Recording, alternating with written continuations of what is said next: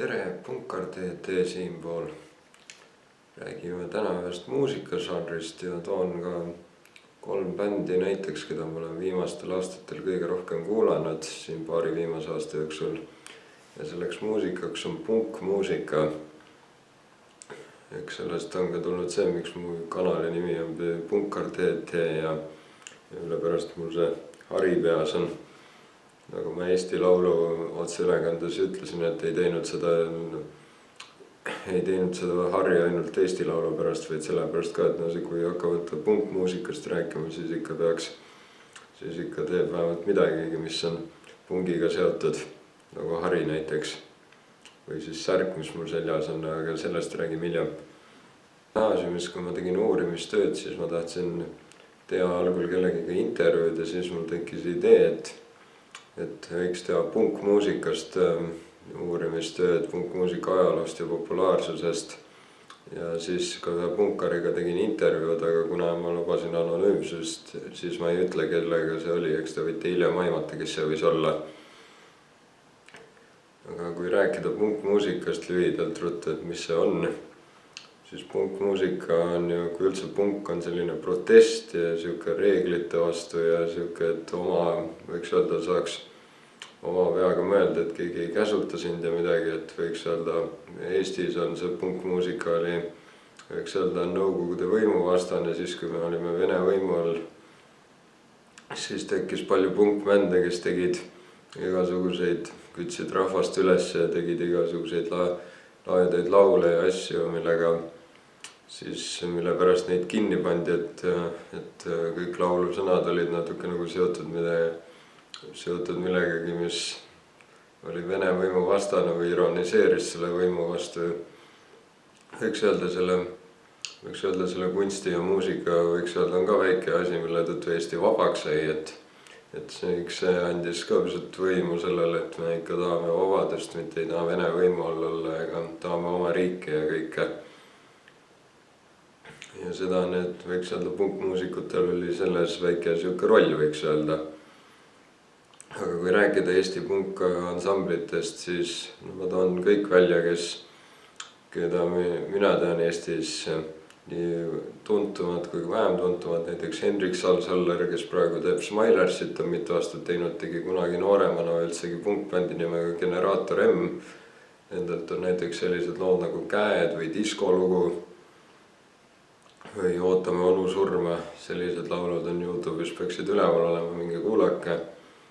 Siis Singer-Vinger, millel oli üldsegi, mis bänd on olnud mitu korda erineva nimega, algul oli Päratrust, siis tuli Turist ja siis pidid ära muutma, tuli Singer-Vinger, kes ka eile Eesti Laulul osales. Iseasi, kas see video tuleb sel ajal välja, kui ma tahan. Võib-olla tuleb see hoopis nädal hiljem, et siis on juba nädal möödas Eesti Laulust.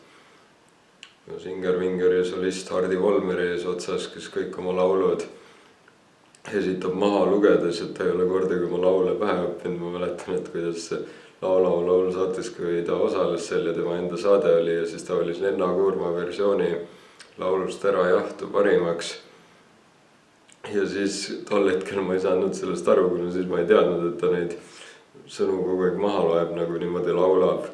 Aga et siis oligi see, pärast tagantjärele vaadates ongi nii naljakas see, et laulab seda siis sellepärast muidu kokutades, sellepärast, et tal ei ole sõnad peas, siis ta üritab Lennaga niimoodi tempos püsida ja laulda kaasa, sellepärast, et Lenna ju laulab peast.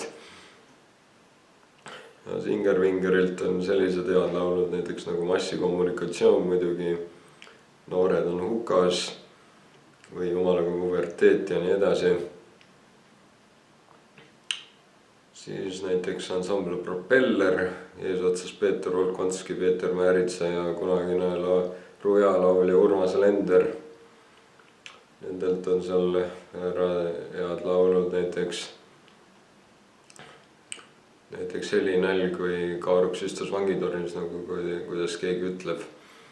Eila veel ja Pankrannik ja nii edasi. Tivohe. Ansambel Kulo eesotsas Tarmo Kruusimäega, kes on ka ju bändis nimega Mustad kolonelid, kuigi see otseselt ei ole punkansambel, see on lihtsalt ansambel, mis kaverdab vahel mõningaid erinevaid rokklaule, nagu näiteks laul Maailma lõpus on kunagi kohvikus kohtume kõik, mäletan lahkunud Madis Milling mängib seal trumme. Veterani Rockil vist esinesid siis, kus see video filmitud on. Muidu kulolauludest on näiteks Uimane ja väsinud on üks, mis YouTube'is üleval on, kui Tarmo Kruusimäe seda esitab.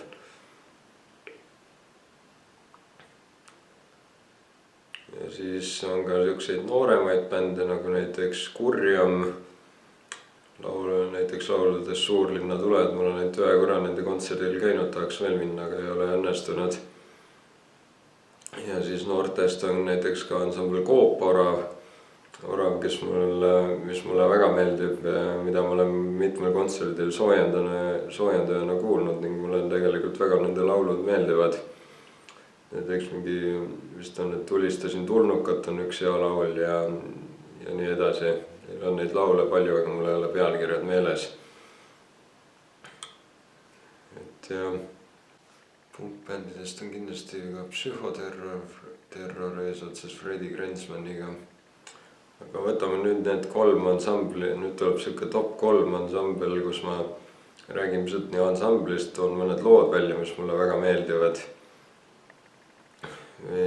ja siis lõpus ma ütlen, mille pärast ma need 3 ansamblit valisin ja mis neid ühendab, mis ma siin lõpus välja toon. Ja miks need mulle meeldivad. Alustame 3. kohast. 3. koht on Veliki ja Luki eesotsas Ivo Uukivi ehk Munk lauljaga. Või artisti nimi on Munk Ivo Uukivil. Lisaks on seal veel bändis ka Villu Tamme, kes mängib kitarri ja on pooled sõnad kirjutanud. Ja nendel on ka väga palju lahedaid hitte nagu Tallinn põleb, mis on kindlasti kõige kuulsam laul. Pudi, Sadistist perekonnapea, millele nad juubeliks tegid üpris hea video, kus muusikavideo sellele laulule Sadistist perekonnapea, mis oli üpris räige, aga mis teha, võiks öelda, ongi nagu hea selles mõttes, et see on mitu aastat tagasi kirjutatud laul, aga samas on olukord siiamaani aktuaalne, et ikkagi seda koduvägivalda ilmselt on ja et ei ole midagi nagu muutunud eriti. Ja siis Afganistan on üks vist nende kõige pikem lugu, siis see vist ongi Armastus. Ja muidugi Enesetapja lugu, mis on üks mu lemmikuid laule, tegelikult vist mu lemmiklaul on Pudi, aga see Enesetapja laul mulle nagu meeldib, et ma olen siin, võite vaadata videot järele, kus ma rääkisin depressioonist ja enesetapust, mis probleemid minulgi on olnud, aga ma elan siiamaani ja mulle see laul selles mõttes väga meeldib, et kuigi see on nagu täpselt selline asi, mis võib juhtuda nagu inimesel on närvid läbi ja siis ta teebki endale nagu viga ja aga siis järsku võib-olla äkki poole pealt näiteks, kui tal on juba hull olukord, siis ta järsku taipab, et ta ei tahagi seda ja siis on juba hilja, kedagi appi ei tule ja siis ongi kahjuks niimoodi, et läheb lihtsalt ära, et elu on ikka elamist väärt, et selle tõttu mulle see laul meeldib, et nagu kui ma seda laulu kuulan, et see ongi nii hästi kirjutatud laul, et ühelt poolt nagu see, et inimesed ajavad mind hulluks ja et kõik on täiesti, et nad ajavad mind hulluks, nad ajavad mind segi ja siis, et pussitab ennast ning järsku siis hakkab, et paanika mind arvab, miks ma seda tegin, miks keegi nüüd ei tule ja siis, et andke tagasi ja tahan elada, et nagu täpselt siuke hea laul, et ühelt poolt on nagu see, et jah, et tahab ära kõik, et kõik on nii raske ja hull, aga siis hakkab järsku, aga siis hakkab kahetsema ja siis tahaks tegelikult elada ja aga siis on ju vilja ja kedagi appi ei tule, et selles mõttes see laul on täpselt siuke, et ühelt poolt nagu alguses paistabki nagu, et et õhutab võib-olla, et noh, tehke siis ära, aga siis teiselt poolt tuleb, et aga pärast äkki kahetsete, et nagu see on selles mõttes väga hästi kirjutatud laul ja väga hea.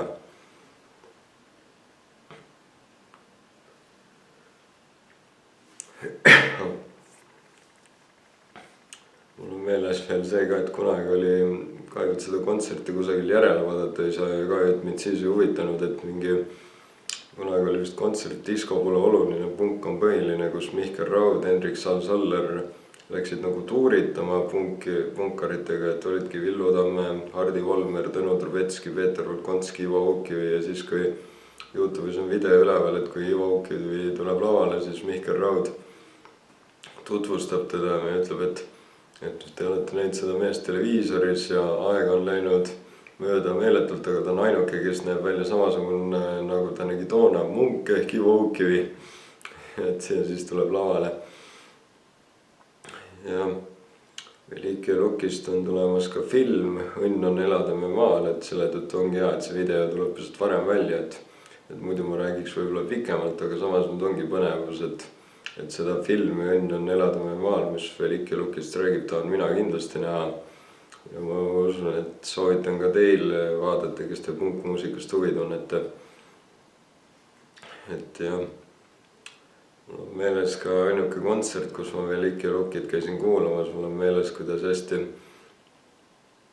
seal kontserdil oli niimoodi, et ma ei teadnud üldse, kuidas nad esinevad või niimoodi, et mingi hakkas peale, muusika hakkas kõlama, bänd hakkas peale, Ivo Ukivit kuskil ei olnud, aga tegelikult see oligi niimoodi kokku leppinud, et nad teevad alguses mingi intro ja siis järsku tuleb ta lavale ja hüüab ja siis hakkab laul tablett peale ja niimoodi, et ma tahaks loota, et siis kui ma kunagi veel kontserdile saan minna ja ehk mul õnnestub, äkki nad tulevad millalgi kas Tartusse või kuhugi, et siis ma saaks selle intro ka videosse. Kui ma kontserdil käisin, ma sain videosse Pudi ja Sadistist perekonnapea laulu ning ma mäletan veel seal, see oli Velike Luki 40. sünnipäeva kontsert. Ja siis mäletan, et seal kontserdil Rock n Roll klubis Tartus ma nägin üht naist juba alguses, kellel oli siuke harjavarss käes ja hiljem, kui ta sattus mu lähedale, siis ta nägi, et ma vaatan seda harjavart ja tal oli seal kirjutatud peale Velike Luki 40 ja siis ma hakkasin seal vaatama, mis laulud juba ära kõlanud on, tal olid seal laulu pealkirjad ja et oli siuke rekvisit oli tal, võiks öelda. Ja siis oli hea, et siis Ivo Ukivi ütles mingi, et mis on järgmine lugu, Afganistan, siis ma mingi selle kõrval jee ja siis ei, tuleb Tallinn põleb, no veel parem ju ja siis Ivo Ukivi, kurat, sassi läks ja siis Villu Tamme, nüüd läks sassi, nüüd ei tea kumba teha, mitte kumbagi ja siis ikka tuli Tallinn põleb laul ära. Tallinn põleb on ka ükski väga hea laul selle niisuguse just see mingi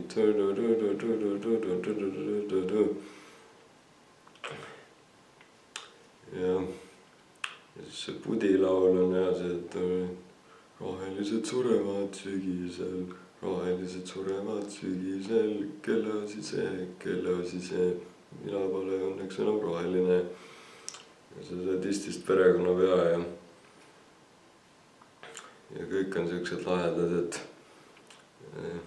väga lahe ja seal kontserdil üllatas see asi ka, et nad tegid, võiks öelda vahetus seal, et ühte laulu tuli hoopis trummar laulma ja siis Ivo Ukiv läks hoopis trummi mängima ja see tuli mulle nii suur üllatus, ma ei teadnud, et ta trummi mängida oskab, aga ongi siuke lahe asi. Kui ma punkmuusikast alguses rääkisin, siis mul jäi pisut muusika iseloomustus ära, et seda iseloomustab lisaks protestlikele tekstidele ka selline hästi kiire muusika ja siuke ei ole nagu sellist professionaalsust, vaid lihtsalt siuksed 1-2 minutilised lood niimoodi hästi siuke nagu no võiks öelda siuke noh, mitte nüüd jõhker, aga siuke natuke võib-olla karjumine või nagu niimoodi hästi kiirelt laulmine.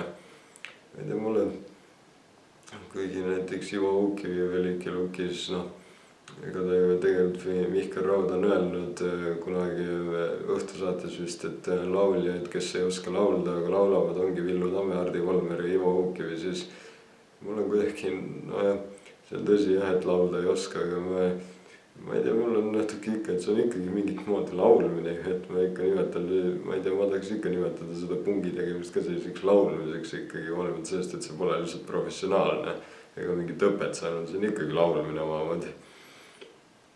Et jah, et need mõned laulud, mis ma juba välja olen toonud, on ju seda üpris hästi näidanud, et kes on neid kuulnud, et hästi siuke kiire muusika, agressiivne ja sellised kiirelt laulmine. Et jah, sul on veel sellest kontserdist meeles see laul, et see vist ongi armastus, mis ei ole küll mu lemmiklaul, on muidu hästi kiire, et see vist ongi armastus, armastus, armastus, see vist ongi armastus. Et aga siis, kui kontsert läbi sai ja nad tulid tagasi, läksid lavalt ära, tulid tagasi, siis hästi, siis Jõuaki ütles, laulame nüüd teile veel armastusest ja siis Villu Tamm ütles, nüüd tuleb kogu kava uuesti, aga palju aeglasemalt. Ja siis nad tegid selle laulu lihtsalt lõpuks veel selle laulu ja tegid hästi välja, et see vist ongi armastus, armastus, armastus.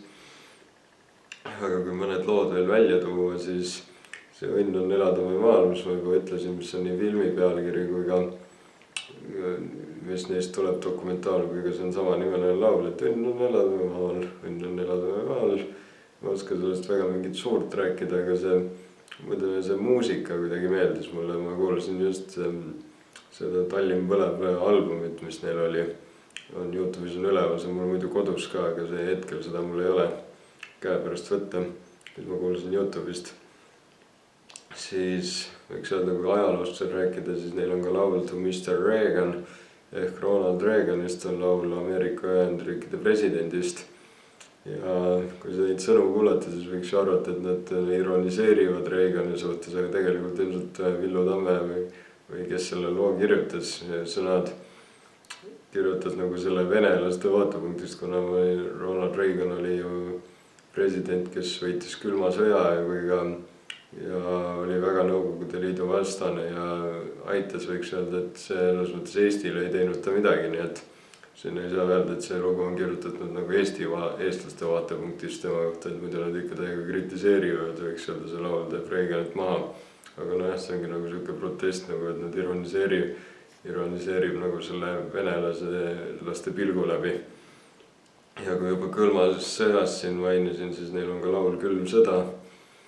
Ja seal oli veel hulk laule, üle-eestiline vägivald, nagu ma juba 111 perekonnapea laulu puhul ütlesin, et noh, mitu aastat tagasi, mõlemad laulud mitu aastat tagasi tehtud, aga siiamaani on teema aktuaalne. Et need siis Velik ja Lukil on üks album veel, Jõuluks koju, mis on ka YouTube'is üleval, mingi kuulake.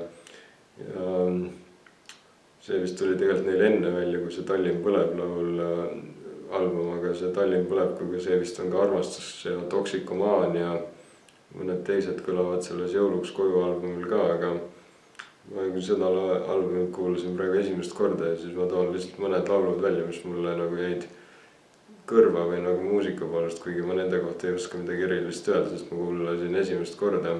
Aga sealt on minu arvates head laulud Süütud väiksed loomakesed, Sadamas, laul Nõukogude aatomist ja Oh laule ja hõiska.